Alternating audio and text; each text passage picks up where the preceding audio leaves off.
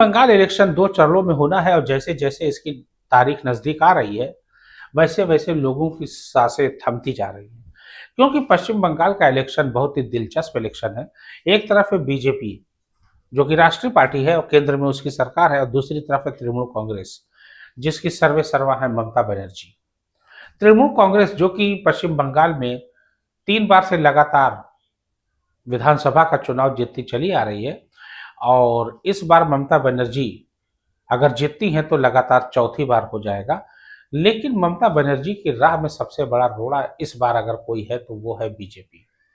हालांकि चुनाव आयोग ने एसआईआर लागू किया है, स्पेशल इंटेंसिव रिवीजन, विशेष गहन पुनरीक्षण। इसके तहत गहरी जांच हुई है और वोटर लिस्ट में जिसका भी कोई भी कागज अगर अधूरा है, दस्तावेज, तो उसको निरस्त कर दिया गया है। तो इस तरीके से देखा जाए तो लगभग 1 करोड़ के आसपास लोगों का नाम वोटर लिस्ट से हट गया है। तो इस वजह से पश्चिम बंगाल में ममता बनर्जी थोड़ा गुस्से में भी है और चुनाव आयोग पर उन्होंने निशाना भी साधा है कि चुनाव आयोग जो है बीजेपी का एजेंट है। हालांकि मुख्य चुनाव आयुक्त ज्ञानेश कुमार का ये कहना है कि वोटर लिस्ट की गहन निरीक्षण करना बहुत जरूरी है और नई वोटर लिस्ट आएगी तो उस हिसाब से जो है फिर सही तरीके से काम हो पाएगा सुचारू रूप से।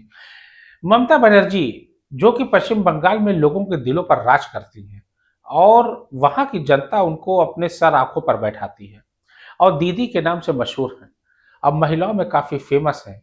उन्हें 15 साल में कोई डिगा नहीं पाया।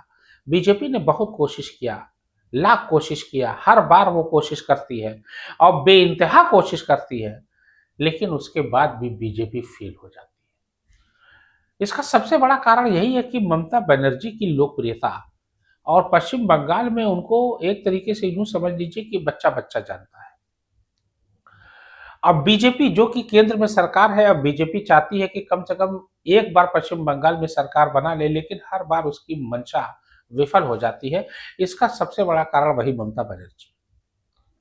अब देखना यह है कि 2026 के इलेक्शन में जो कि 23 अप्रैल और 29 अप्रैल को 2 चरणों में होना है और 4 मई को इसका रिजल्ट आएगा, तो 4 मई को यह तय हो जाएगा कि पश्चिम बंगाल का अगला मुख्यमंत्री कौन।